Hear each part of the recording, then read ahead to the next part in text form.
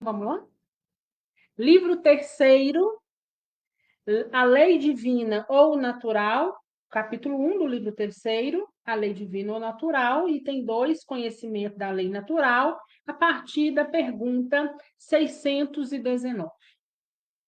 Nesse nosso estudo de hoje, nós vamos falar das leis divinas, o que Jesus espera de nós e os ensinamentos que Deus, essa energia suprema, essa causa primária de todas as coisas, também espera e deseja de nós. Por isso, esse título, né? Conhecimento da lei natural. Allan Kardec pergunta aos espíritos, na pergunta 619, o seguinte: Deus proporcionou a todos os homens os meios de conhecerem a sua lei? Deus deu a oportunidade de todos conhecerem os seus princípios? E os espíritos responderam para Allan Kardec: todos podem conhecê-la, mas nem todos as compreendem. Os que melhor a compreendem são os homens de bem e os que desejam pesquisá-la. Não obstante, todos um dia a compreenderão, porque é necessário que o progresso se realiza. Então, o que ele fala? Todos podem conhecê-la.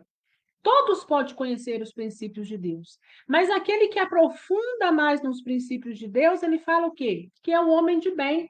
Não só o homem de bem, mas aquele que deseja pesquisar, estudar, procura saber o que são as leis divinas. Se hoje eu não entendo o que são elas, eu vou em busca e vou procurar. E o homem de bem, quem é esse homem? Nós já estudamos sobre isso, né? O homem de bem é aquele que, ao final do seu dia, reflete sobre a sua conduta, reflete sobre os seus atos e deseja o quê? Melhorar. Deseja ser melhor, deseja, na próxima oportunidade, ser diferente, agir conforme o bem que está dentro de cada um de nós. Talvez alguém o perdeu aí ao longo da sua caminhada. Mas quando nós fomos criados lá atrás, na mônada, no princípio inteligente, nós somos criados simples e ignorantes, mas nós somos criados com a parte de Deus, dessa energia suprema. Então, o que vem de Deus não é ruim. Então, se o que vem de Deus não é ruim, cada um de nós tem uma parte boa, ou então boa na totalidade, mas que em algum momento se perdeu, né? E está necessitando achar essa essência. Mas a pergunta 619 nos fala que as leis divinas estão aí. E todos podem e são capazes de conhecê-las. Uns ainda não compreendem, uns ainda estão na ignorância, vamos dizer assim, né? Porque não a compreende, mas também não a busca. Então, está ali na ignorância no sentido de sem entender, de sem ter o aprendizado necessário. Então, todos podem, sim, todos têm essa oportunidade de conhecer. Basta você querer e basta que você siga aí os princípios, né? Já tenha desenvolvido em cada um a questão do homem de bem. Na pergunta 620, Allan Kardec pergunta: a alma, antes de sua união com o corpo, compreende melhor a lei de Deus do que após a encarnação? Então, antes da gente reencarnar, né? Antes de unirmos ao corpo, ou seja, lá na erraticidade, em espírito, a gente compreende melhor a lei de Deus, a lei divina? E eles respondem: ela a compreende segundo o grau de perfeição a que tenha chegado e conserva a sua lembrança intuitiva após a união com o corpo. Mas os maus instintos do homem frequentemente fazem com que ela a esqueça. Então, ou seja, dependendo do nosso grau evolutivo, quando a gente traça o nosso projeto reencarnatório, né? Primeiro que, para a gente traçar o nosso projeto reencarnatório, nós precisamos pelo menos ter um pouco de discernimento, de aceitação, precisamos ser medianos, né? Para que a gente possa, então, participar da elaboração desse projeto, visto que nós temos a ajuda de muitos, nós não fazemos isso sozinhos, né? Para isso existem aí os engenheiros siderais, os médicos siderais, do astral, né? Que nos ajuda de acordo com a necessidade de cada um, nos orienta. Então, ele fala o seguinte: quando você tem, né, um pouquinho de elevação, você sim é compreensível, né? Você compreende, é, deixa eu só voltar, ela compreende segundo o grau de perfeição a que tenha chegado. Então, ela compreende as leis divinas, né? Ela sabe, tem uma visão muito mais ampla lá do mundo espiritual em relação ao seu projeto reencarnatório. Só que o que ele fala? Que o mal que está instintivamente em nós, às vezes esquece toda essa trajetória, às vezes esquece o bem que está em nós, esquece que a gente é capaz de fazer, esquece que por trás do nosso projeto reencarnatório existe Jesus que está no controle de tudo, que tem a espiritualidade amiga e que nós precisamos daquilo, né? Porque a tendência nossa diante do primeiro obstáculo, dá um passo atrás, né? Ou então a gente ficar ali remoendo, chorando, né? Então, quando a gente está no mundo espiritual, a gente consegue ter uma visão muito diferente das coisas que nós precisamos de passar. Mas quando a gente chega na carne, quando começa de fato a experimentar o que precisa ser experimentado, fica um pouco mais difícil. E aí vem intuitivamente, né, aquele mal que nós, em algum momento da nossa existência, da nossa evolução, nós aprendemos a cultivar em nós.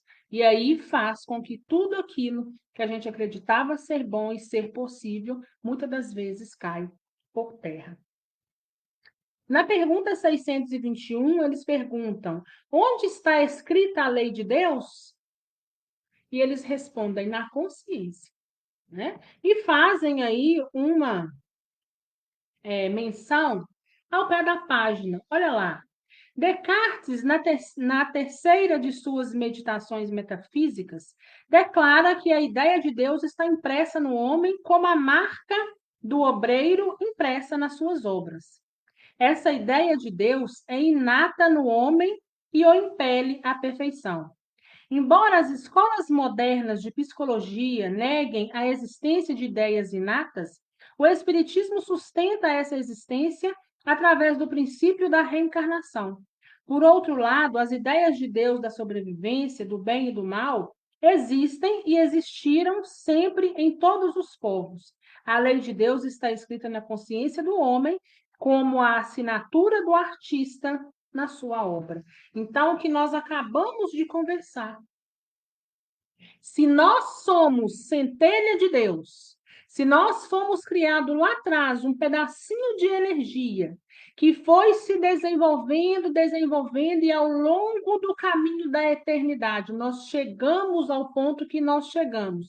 E existem outros muito mais avançados do que nós sabemos, nós temos a marca dessa energia chamada Deus em nós. E nós sabemos perfeitamente quais são os princípios. Porque se tudo que vem de Deus é bom, nós precisamos aprender também a fazer o bem. Então, tudo aquilo que é oposto ao bem, a gente sabe que não faz parte daquilo que Deus inseriu, que Deus colocou em cada um de nós. Então, aonde está a lei divina, sobretudo? Na nossa consciência. Tudo aquilo que é contrário ao mal. Aquilo que é mal, né? Que é contrário ao bem. 621A. Desde que o homem traz na consciência a lei de Deus, que necessidade tem de que lhe revelem? Ele a tinha esquecido e desprezado. Deus quis que ela lhe fosse lembrada. Então ele está perguntando, olha, se ele traz, né, na consciência a lei de Deus, quem fica revelando essa lei? Porque ao longo do caminho muitos deixaram de lembrar, muitos esqueceram, e muitos cada vez está se perdendo no tempo. E ainda hoje isso se faz, né?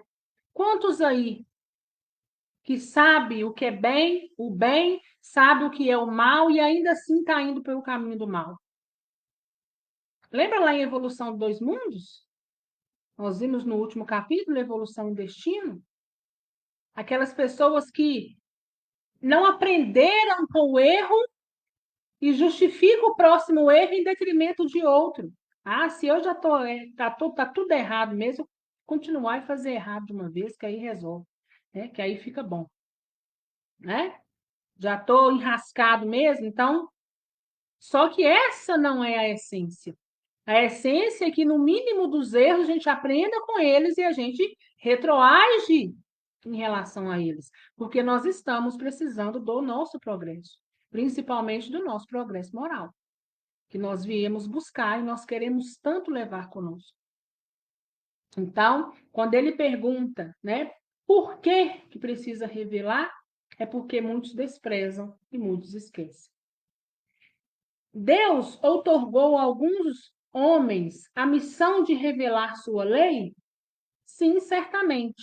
Em todos os tempos, houve homens que receberam essa missão. São espíritos superiores encarnados com o fim de fazer progredir a humanidade. Então, Deus deu a alguém a missão, Deus deixou com algum homem ou homens a missão de ensinar a sua lei, e ele fala assim, né? Que existem espíritos superiores que estão aí encarnados e que têm qual o propósito? De elevar a humanidade, né? Principalmente com a sua conduta. Porque o que fala por nós é a nossa conduta, né? Então, existem na Terra seres encarnados que estão aí o quê? Para progredir a humanidade. Os verdadeiros missionários, né? Aqueles que vêm para dizer da palavra, aqueles que vêm para mostrar com a conduta, aqueles que vêm para tentar colocar o máximo de pessoas possíveis no caminho do bem ou a tentar, né? Alertá-las para o caminho em que cada uma possa estar seguindo. Pergunta 623. Esses que pretenderam instruir os homens na lei de Deus, não se enganaram algumas vezes e não os fizeram transviar-se muitas vezes através de falsos princípios? Então, olha aqui, ele está perguntando o seguinte: esses homens que vêm, né? Esses missionários que vêm para progredir a humanidade, algumas vezes eles não se transviaram, ou seja, foram por um caminho diverso ao qual eles precisavam ir, e os espíritos respondem: os que não eram inspirados por Deus e que se atribuíram a si mesmos por ambição, uma missão que não tinham, certamente os fizeram extraviar. Não obstante, como eram homens de gênio, em meio aos próprios erros, ensinaram frequentemente grandes verdades. Então, ele fala o seguinte: olha, aqueles que não pegaram a sua missão e transformaram ela em ambição, vão continuar o caminho. Mas aqueles que a tomaram por essa ambição, provavelmente eles vão se perder, né?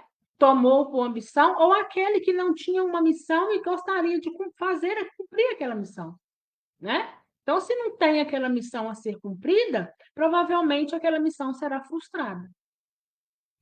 Pergunta 624. Qual é o caráter do verdadeiro profeta? Então, quando a gente vê aquele que prega, aquele que fala, que você vê, não, esse realmente é um missionário, né? Então, como a gente identificar o caráter desse verdadeiro missionário? O verdadeiro profeta é um homem de bem, inspirado por Deus. Podemos reconhecê-lo por suas palavras e por suas ações. Deus não se serve da boca do mentiroso para ensinar a verdade, né? Então, como que a gente sabe? Como que a gente identifica? A partir da conduta, a partir do que prega, a partir do trabalho que faz, né? Então, a gente observa tudo em volta, é um conjunto de coisas para a gente observar se aquilo ali é uma falácia ou se aquilo ali é uma verdade. Então, eu olho principalmente a conduta, olho principalmente o desejo de agir e como age. Aí nós vamos identificar quem são ali verdadeiros ou não. Pergunta 625. Qual o tipo mais perfeito que Deus ofereceu ao homem para lhe servir de guia e de modelo? Qual que é o espírito mais evoluído que já passou pela Terra? Qual é o espírito que Deus mandou para nos servir de modelo? Essa pergunta é muito fácil, né? Nada mais, nada menos do que Jesus. Jesus foi o espírito mais evoluído que já passou pela Terra, esse mundo de provas e expiações. Por isso nós o temos também como nosso modelo, né? Jesus é aquele que está lá na frente, há milhões de anos à nossa frente em desenvolvimento, em moral, e está pacientemente nos aguardando, nos esperando para que a gente também possa chegar e estar junto dele um dia. Mas Jesus é o modelo e é o espírito mais evoluído que já passou pela Terra. Pergunta 626. As leis divinas e naturais só foram reveladas aos homens por Jesus e antes dele só foram conhecidas por intuição? Então, olha lá, as leis divinas. As leis divinas eram conhecidas somente quando Jesus chegou? Somente quando Jesus resolveu falar por elas? A gente sabe que não, né? Então vamos ver a resposta? Não dissemos que elas estão escritas por toda parte? Todos os homens que meditaram sobre a sabedoria puderam compreendê-las delas e ensiná-las, desde os séculos mais distantes. Por seus ensinamentos, mesmo incompletos, eles preparavam o terreno para receber a semente. Estando as leis divinas escritas no livro da natureza, o homem pôde conhecê-las sempre que desejou procurá-las. Eis porque os seus princípios foram proclamados em todos os tempos pelos homens de bem, e também porque encontramos os seus elementos na doutrina moral de todos os povos saídos da barbárie, mas incompletos ou alterados pela ignorância e a sua superstição. Olha, a palavra está aí, os princípios estão aí desde que nós fomos criados, desde que nós aprendemos a ter um pensamento contínuo, a observar em nossa volta, aí nos desenvolvendo aos poucos. Então, a palavra já existia muito antes de Jesus. Não a palavra da forma como Jesus passou, mais robusta, mais firme, mas ainda que incompleta, ela existia. Ainda que pelas superstições da época, ela existia. Assim também, né, eles prepararam o terreno, o livro dos Espíritos vem dizendo aqui, né? Eles prepararam o terreno para a chegada da semente que era Jesus. Mesmo que muitos também tinham o quê? Um equívoco. Porque lembra? Quando Jesus passa pelo templo e vê vendendo inúmeras coisas em nome de Deus, Jesus perde a paciência e quebra tudo, né? Porque Jesus fala: não é essa a vontade do meu Pai. Então, que nós possamos entender, né, com essa pergunta, que o princípio, o bem, ele sempre esteve aí, assim como o mal também. Tem até um ditado que fala, né? O bem e o mal está aí desde que o mundo é mundo. Cabe a nós saber distinguir o caminho onde cada um de nós quer seguir. Jesus chegou e firmou o que precisava afirmar. Jesus veio para nos ensinar através do amor, dizendo as palavras do Pai, mas também com um olhar de amor, de caridade e misericórdia, né? Mas a palavra já existia, ainda que imperfeita, ainda que fragmentada, ainda que equivocada. Pergunta 627. Desde que Jesus ensinou as verdadeiras leis de Deus, qual é a utilidade do ensinamento dado pelos Espíritos? Tem eles mais alguma coisa para nos ensinar? Então, Jesus passou pela terra, deixou um ensinamento forte, robusto. O que mais a gente tem que aprender? O que mais o Espiritismo tem a oferecer? Se Jesus já passou pela terra e nos ensinou tudo o que está faltando, e os Espíritos respondem: o ensino de Jesus era frequentemente alegórico e em forma de parábolas, porque ele falava de acordo com a época e os lugares. Faz-se hoje necessário que a verdade seja inteligível para todos. É preciso, pois, explicar e desenvolver essas leis. Tão poucos são cadê, gente? São os que as compreendem e ainda menos as que praticam. Nossa missão é a de despertar os olhos e os ouvidos para confundir os orgulhosos e desmascarar os hipócritas, os que afetam exteriormente a virtude e a religião para ocultar as suas torpezas. O ensinamento dos Espíritos deve ser claro e sem equívocos, a fim de que ninguém possa pretextar ignorância e cada um possa julgá-lo e apreciá-lo com sua própria razão. Estamos encarregados de preparar o reino de Deus anunciado por Jesus, e por isso é necessário que ninguém possa interpretar a lei de Deus ao sabor de suas paixões, nem falsear o sentido de uma lei que é todo amor e caridade. Então, veja bem, ele está dizendo o seguinte: quando Jesus passou pela terra, Jesus precisava ensinar conforme aquela época. Jesus falava por parábolas e Jesus deixava até mesmo essas parábolas de modo que cada um ali iria entender, de acordo com o entendimento que tinha. Nós evoluímos um pouquinho, mas qual é a missão do Espiritismo hoje? E começando a tirar essas parábolas, por quê? Porque muitos entendem as parábolas de forma equivocada, de forma diversa daquela que precisa ter, e trazer para a gente o que é a fé raciocinada. Raciocinar, porque nós somos seres inteligentes. Não é falar com a gente uma coisa e a gente sair igual doido para poder cumprir aquilo que nos foi falado.